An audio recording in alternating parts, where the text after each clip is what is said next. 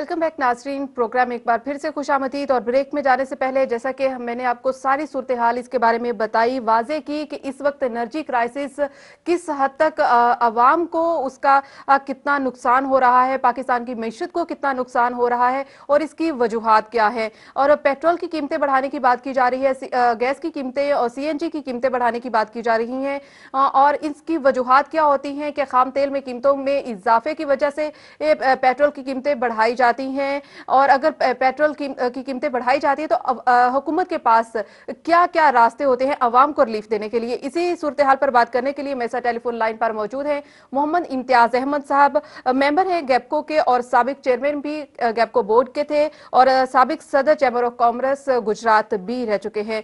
अस्सलाम वालेकुम मोहम्मद इम्तियाज साहब। जी वालेकुम अस्सलाम। इम्तियाज साहब, बहुत शुक्रिया वक्त देने के लिए। सबसे पहला क्वेश्चन, इस वक्त आवाम के ऊपर एक बिजली का बम गिराया जा रहा है कीमतों में 6% इजाफा करके।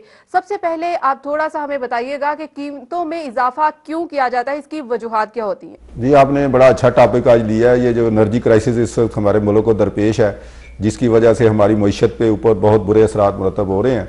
और जहाँ तक बिजली को इतनी महंगी कर दी गई है कि आम आदमी की पहुंच से दूर होती जा रही है और इसकी वजह से हमारी जो प्रोडक्शन मैन्युफैक्चरिंग कास्ट है या कास्ट ऑफ डूइंग बिजनेस है वो डे बाई डे बढ़ती चली जा रही है, जिसकी वजह से हम अनकम्पिटिटिव होते जा रहे हैं इंटरनेशनल लोकल मार्केट के अंदर।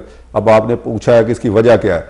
वजह सिंपल यही है कि हमारी जो गुज़श्ता कंटिन्यूस गवर्नमेंट की जो पॉलिसीज़ हैं वो मैं समझता हूँ सबसे बड़ी वजह है कि आज हमारे इतने शदीद बुरान के अंदर बिजली की वजह से पाए जा रहे हैं। उसमें सबसे बड़ी वजह यह है कि हमने सारा जोर जो है थर्मल पावर की तरफ, जनरेशन की तरफ लगा दिया है।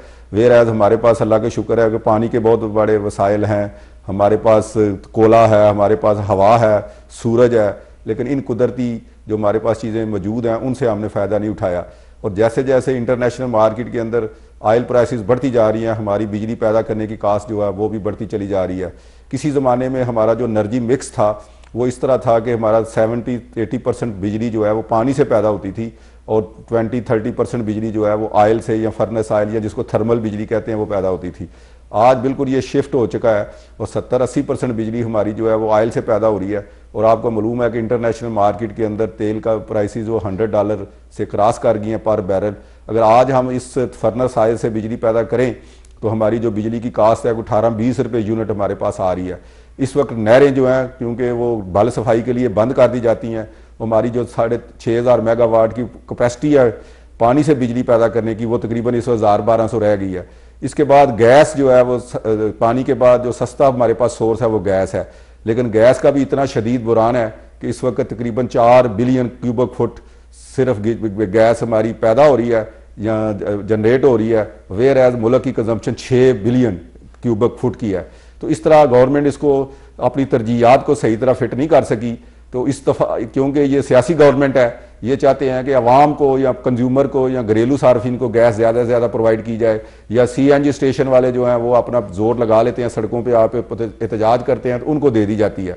इस वक्त गैस ना पावर हाउसेस को मिल रही है ना इंडस्ट्री को मिल रही है, तो हमारे पास एक ही सोर्स रह जाता है, फिर वो फर्नेस ऑयल का है। अब हुकूमत इतनी ज़्यादा कास्ट के ऊपर अगर बिजली पैदा करेगी तो आम कंज्यूमर इसको किसी सूरत अफोर्ड नहीं कर सकता। तो इसलिए मैं समझता हूँ हुकूमत इसे आंखें चोर करके, आंखें बंद करके, उन्होंने बताया कि ये टाइम किसी तरह से गुजर जाए। इस वक्त हमारी जो डिमांड है तकरीबन 13-14 हज़ार मेगावाट है और जेड़े सिर्फ हम प्रोड्यूस 7,000 मेगावाट कर रहे हैं। तो ये जो 5-6 हज़ार मेगावाट का जो डिफरेंस है वो हमारे लिए तकलीफ दे है। कैपेसिटी हमारे पास मौजूद है। एक तरफ हुकूमत ये नारा लगाती है कि हमने 3,000 मेगावाट प्रोडक्शन में इजाफा किया है, कैपेसिटी बढ़ाई है, लेकिन दूसरी तरफ जब रियलिटी में हम जाते हैं तो हम सिर्फ 6-7 हज़ार मेगावाट बिजली पैदा कर रहे हैं। तो एक तो ये वजह है कि इतनी महंगाई बढ़ जाएगी कि आम आदमी इसको अफोर्ड नहीं कर सकता। दूसरा, हुकूमत के पास पहले ही 300 बिलियन का सर्कुलर डेट चल रहा है। अच्छा, ये फरमाइएगा कि ओगरा का रोल क्या है कीमतों बढ़ाने में, और इसके अलावा हुकूमत कितनी पाबंद होती है उन कीमतों पर इम्प्लीमेंट करने में? क्या हुकूमत के पास सब्सिडी आवाम को देने के लिए ऑप्शन मौजूद होती है, और अगर ऑप्शन मौजूद होती है तो किस तरह से वो सब्सिडी देती है इसके ऊपर, बिजली की कीमतों के ऊपर? आप मिक्स कर गए हैं। ओगरा कीमतें फिक्स करता है पेट्रोलियम की, और जो बिजली की कीमतें फिक्स करता है वो नेपरा है। नेपरा एक अथॉरिटी है जो रेगुलेट करती है पावर सारे को, वो जो है ना बिजली की प्राइसेस फिक्स करती है। अब मैकेनिज्म ये है कि बिजली की जो भी तरीकाकार होता है उसके मुताबिक वो बिजली की कीमत फिक्स कर देते हैं कि कौन सा हमने जनरेशन के लिए गैस इस्तेमाल किया, पानी किया या फर्नेस ऑयल किया, उसके मुताबिक जब गवर्नमेंट को वो नोटिफिकेशन के लिए जाता है तो जब रेट बढ़ जाता है तो गवर्नमेंट कहती है कि जी हम 2-3 रुपये यूनिट सब्सिडी देंगे, लेकिन गवर्नमेंट के फंड्स के अंदर इतने पैसे नहीं होते कि वो सब्सिडी डिस्ट्रीब्यूशन कंपनियों तक पहुंचा सकें। तो वो जो एक तो वो शॉर्टफॉल आ जाता है, फिर रिकवरी हमारी स्लो हो जाती है, जितनी रिकवरी होनी चाहिए। इवन गवर्नमेंट के डिपार्टमेंट भी अपने बिजली के बिल रेगुलर नहीं पे करते। तो इसी की वजह से ये सर्कुलर डेट आपने अक्सर सुना होगा, 300-350 अरब रुपये का जो सर्कुलर डेट पैदा हो गया है, इसकी वजह यही है कि एक तो गवर्नमेंट की सब्सिडी नहीं मिल रही, दूसरा जो हमारी रिकवरी है ओवरऑल मुल्क की वो 70-80% है।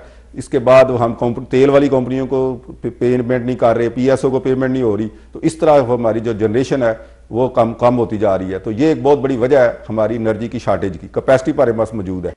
जी बिल्कुल, सर्कुलर डेट पैदा हो जाता है और यही सारी सूरत हाल है। लेकिन एक चीज़ यहाँ पर वजाहत कर दीजिएगा कि एनर्जी क्राइसिस तो है, लेकिन इसका कीमतों में बढ़ाने का जो फैसला किया जाता है उसका कबल अज वक्त ऐलान कर देना कितना ये असरअंदाज होता है, ज़हीरा अंदोज इससे किस हद तक फ़ायदा उठाते हैं? मैं समझता हूँ ये पहली दफ़ा ये बात सामने आई है। ये जो पेट्रोलियम मिनिस्टर है हमारे, उन्होंने अपने इख्तियारात को तजावज़ करते हुए उन्होंने एक फोरकास्ट किया है कि अगले, क्योंकि हर 15 दिन के बाद ओगरा जो है ना ऑयल की प्राइसेस को डिटरमिन करती है, वो उनका ही सिर्फ राइट है, उसमें गवर्नमेंट का कोई इख्तियार नहीं।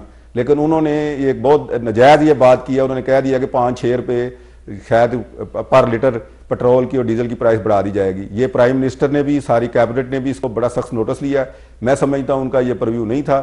ये मैं अब यहाँ क्लियर कर दूं, ये सिर्फ और सिर्फ ओगरा ही है जो सारे हालात को देख के प्राइस को डिटरमिन करता है, और वो आखिरी दिन में जाके करता है। ये पहली दफ़ा हुआ है और इसको हम भी कंडेम करते हैं। इस तरह वाकई ये जो ज़ख़ीरा अंदोज़ हैं, अगर खुदा न खास्ता उन्होंने आज से ही सप्लाई रोक दी तो इसकी वजह से हमारे मुल्क के कंज्यूमर पहले ही बड़ा परेशान है, तो उसको मज़ीद परेशानी होगी। तो आइंदा के लिए हमें आपके प्रोग्राम के तवस्सत से मसूफ वज़ीर साहब से रिक्वेस्ट करेंगे कि इस तरह के मामलात के अंदर बेजा किस्म के अपने जो इख्तियारात ना इस्तेमाल करें, जिसका जो राइट है वही काम करे।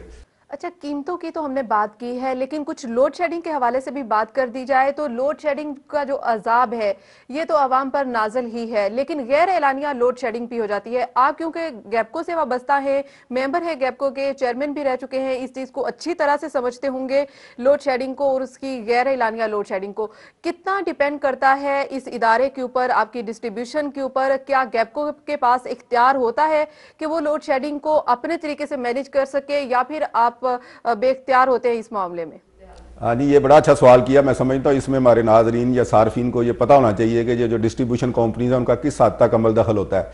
हमें जितनी भी शार्टेज है, जो आइडियल सिचुएशन है वो तो यही होनी चाहिए कि जितनी लोड मैनेजमेंट है वो डिस्ट्रीब्यूशन कंपनियों को कह दिया जाए कि इतना, मिसाल के तौर पे जैपको को कहते हैं जी आपकी डिमांड 1400 मेगावाट है, हम आपको 800 दे सकते हैं, 600 मेगावाट की आप मैनेजमेंट करें या लोड शेडिंग करें।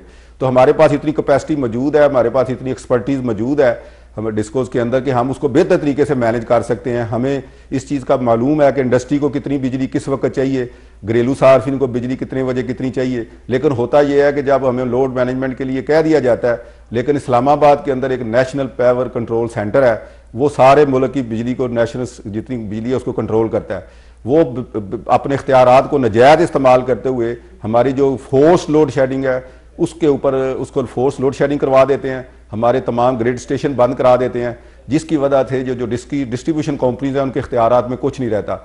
मैं समझता हूँ ये बहुत सख्त ज़्यादती है। हमें मालूम है, हमें भी पाकिस्तानी है, हमें एहसास है कि इस वक्त एक क्राइसिस है, लेकिन इस क्राइसिस को मैनेज करने के लिए मैं समझता हूँ कि सबको मिलजुल के तरीके से काम करना चाहिए, और जो डिस्ट्रीब्यूशन कंपनीज हैं उनको इख्तियार देना चाहिए कि वो मैनेज करें। मोहम्मद इम्तियाज साहब, आपकी मौजूदगी का फ़ायदा यहाँ पे ज़रूर उठाना चाहूँगी, क्योंकि आप गैपको से वाबस्ता हैं, साबिक चेयरमैन भी हैं, मेंबर भी हैं।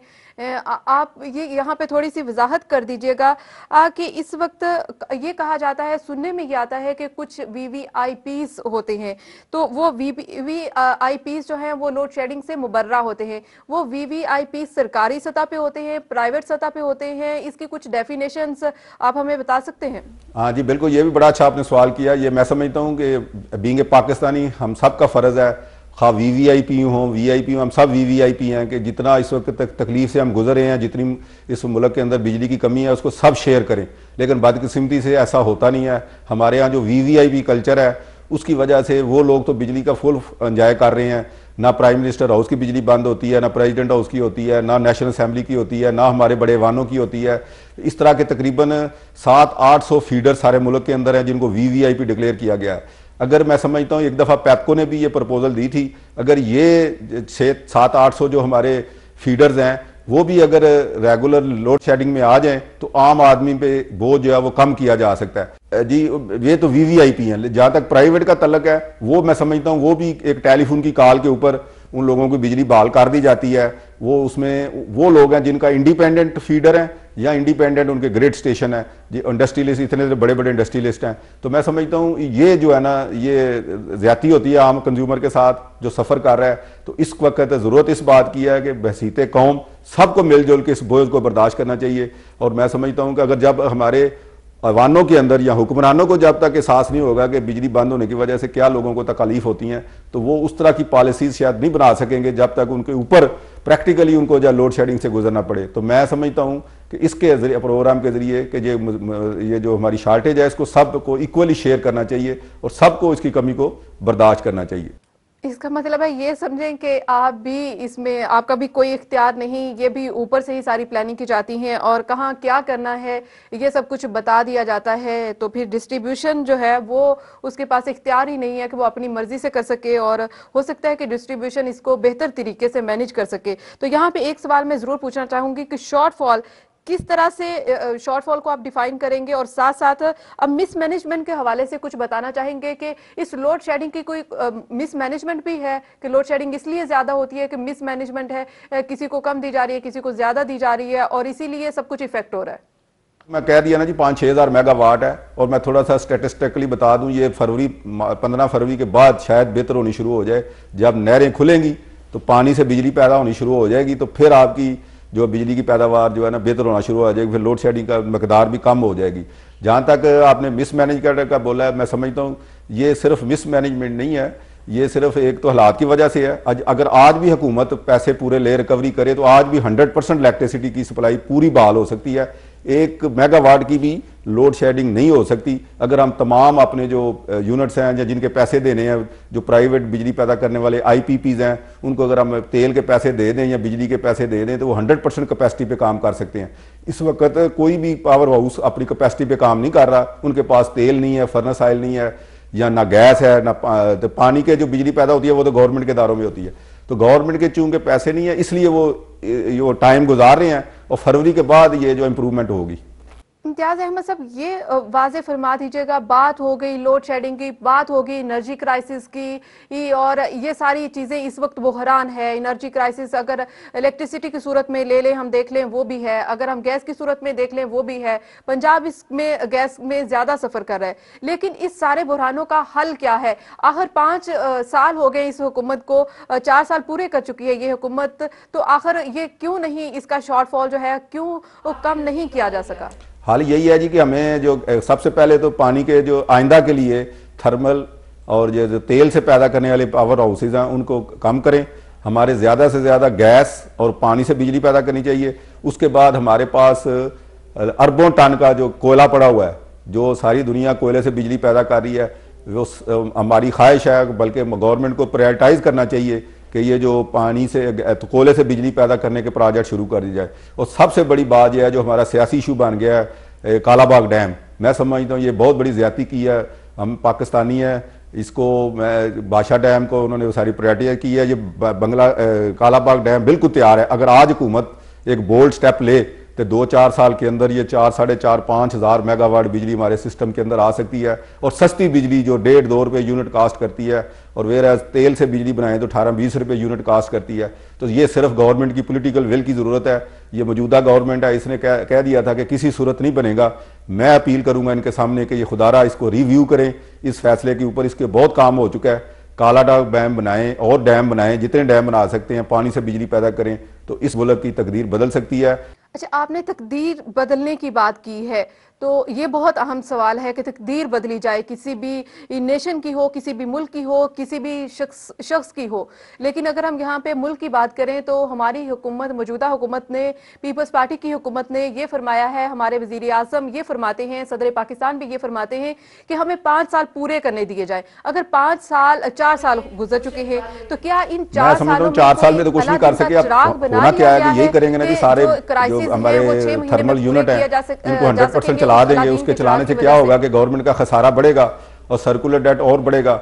और ये मैं समझता हूं उनको पता है ये हमारा आखिरी साल है इलेक्शन का, इलेक्शन में वो जा रहे हैं, तो इस दफा वो कोई ना कोई ऐसा जरूर काम करेंगे कि लोगों को 2-4 महीने के लिए बिजली देंगे, और बिजली इस तरह देंगे कि 100% हमारा जो बजट है उसको फर्नेस ऑयल के ऊपर खर्च करके लोगों को बिजली दे देंगे। हमारा जो डेफिसिट है वो बढ़ेगा, अगर वो डेफिसिट बढ़ेगा तो इन्फ्लेशन आएगी, इन्फ्लेशन बढ़ेगी तो महंगाई बढ़ेगी। अल्टीमेटली पिसना आवाम नहीं है, उसके ऊपर ही बोझ आना है। तो ये कोई सोल्यूशन नहीं है, 1 साल के अंदर ये कुछ नहीं कर सकते। ये एक लॉन्ग टर्म प्लानिंग है।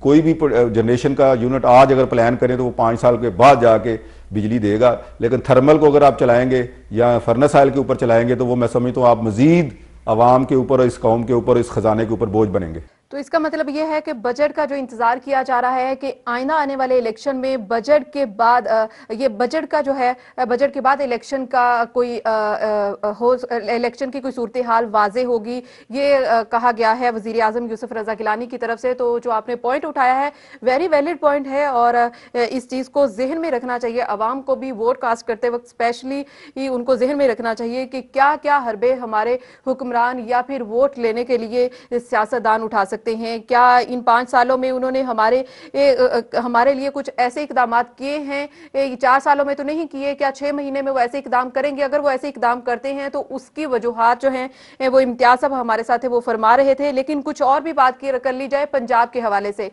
गैस का बहरान 18वीं तरमीम के तहत सूबों के पास ये इख्तियार है कि जो सूबा प्रोड्यूस करेगा उसका पहला हक होगा। ये 18वीं तरमीम के तहत किया गया है। इसमें मियां मोहम्मद शहबाज शरीफ को, वजीर आला पंजाब को या नून लीग को काफी तनकीद का सामना रहा है कि उन्होंने 18वीं तरमीम में इस तरमीम को एक्सेप्ट किया। ये बिजनेसमैन हो या जो भी लोग गैस से जितने भी इंडस्ट्रियलिस्ट हैं वो इस चीज को पॉइंट आउट करते हैं। लेकिन एक चीज जो है वो अभी ये कहा जा रहा है कि पावर पॉलिसी 2002 जिसके तहत बिजली जो है वो वफाक के पास होगी, और वफाक जिसकी जितनी जरूरत या फिर वफाक जैसे चाहेगा उसको डिस्ट्रीब्यूट करेगा, लेकिन मद्देनजर यही रखा जाएगा उसकी जरूरत को। तो अभी उसमें तरमीम की जा रही है और इसके लिए हतमी उसको शक्ल भी दे दी गई है।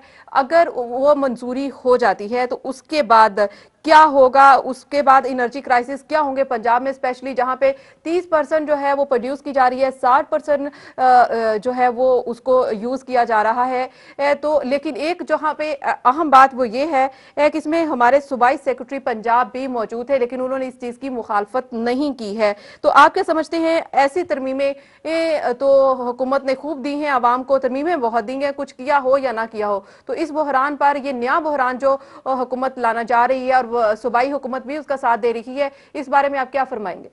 ये बहुत अच्छा आपने किया जी, एक निशानदेही कर दिया है कि ये जो जाके होने वाला, पहले 18वीं तरमीम के तहत ये जो सूबों को राइट दे दिया है कि जिस सूबे के अंदर जो भी वसाइल पैदा होते हैं वो उसका पहला राइट है।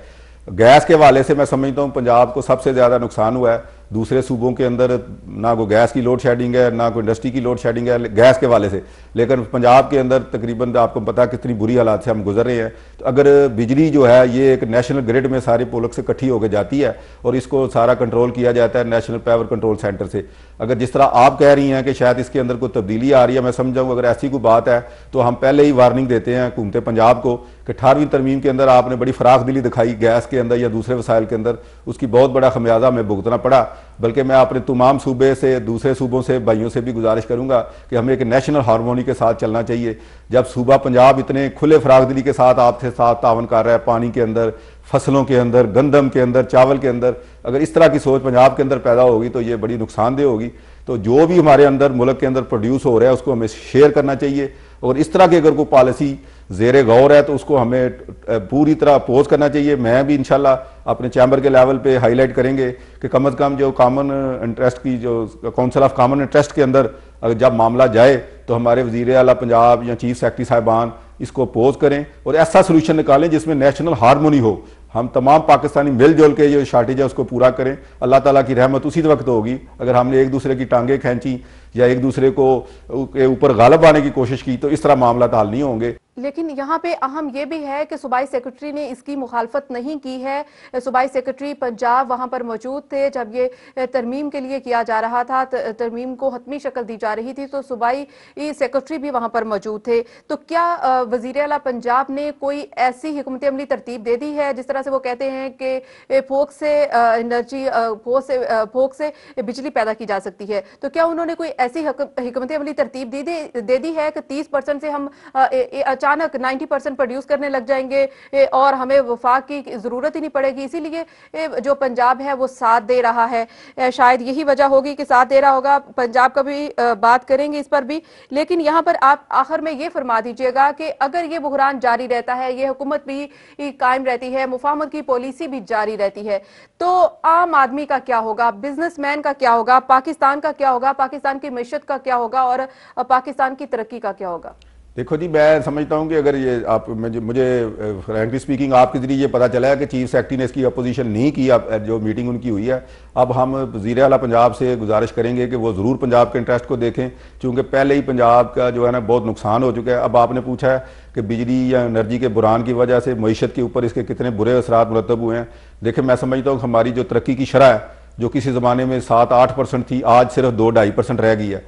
हमारा डेफिसिट बढ़ता जा रहा है, हमारा जो foreign exchange balance of payment का जो शेड्यूल है वो सारा डिस्टर्ब हो रहा है। हमारी फॉरेन एक्सचेंज के 2-2.5 बिलियन रुपीस के ऊपर डॉलर के ऊपर बोझ पड़ गया, जिसकी वजह से हमारी इन्फ्लेशन बढ़ रही है। हमारे पास रुपए की कीमत दिन ब दिन कम होती चली जा रही है एक्सचेंज दूसरी करेंसियों के मुकाबले में। तो ये बहुत शदीद इसके नतायज हैं। इसके अलावा हमारी 2-2.5% की ग्रोथ जो है ना सिर्फ एनर्जी की वजह से रुकी हुई है। मैं खूब इंडस्ट्रियलिस्ट हूँ, अगर मैं एक फ़ैन या मोटरसाइकिल प्रोड्यूस कर रहा हूँ तो मेरे साथ छोटी छोटी लाइट इंडस्ट्री है जो मुझे हज़ारों की तादाद में पार्ट्स प्रोड्यूस करके देती है। अगर उनके पास बिजली नहीं होगी, गैस नहीं होगी, तो वो किस तरह मेरे पार्ट्स पैदा करेंगे? इससे अनएम्प्लॉयमेंट बढ़ेगी। बहुत बहुत शुक्रिया मोहम्मद इम्तियाज साहब, इस वक्त की मौजूदा एनर्जी क्राइसिस के ऊपर अपना इजहार ख्याल करने के लिए और अपना एक्सपीरियंस जो है वो बताने के लिए, और साथ साथ आप क्योंकि गैपको एक डिस्ट्रीब्यूशन इदारा है और उसमें आपका रोल भी है, आप मेंबर भी हैं, उससे वाबस्ता हैं और साबिक चेयरमैन भी हैं, और इसके अलावा आप बिजनेसमैन भी हैं। खासकर ये बात बहुत अहम है कि बिजनेसमैन का इस वक्त क्या रद्द-ए-अमल है, उनका क्या पॉइंट ऑफ व्यू है इस वक्त एनर्जी क्राइसिस के ऊपर। और मेरा ख्याल है कि आपने जितनी भी बातें की हैं, अवाम कौम और इस वक्त सब लोग इससे वाकिफ भी हैं, और आपने बहुत खुलकर जो भी बात थी उसको वाज़े तरीके से हमें बताया, अपना इजहार ख्याल भी किया और तहफ़्फ़ुज़ात का भी इजहार किया। और हमें उम्मीद है कि शायद कह सकते हैं कि उम्मीद करनी चाहिए कि हुकूमत इसके ऊपर कोई इनिशिएटिव लेगी। लेकिन प्रोग्राम में वक्त हुआ है ब्रेक का। More on energy crisis after break. We will be right back after short break.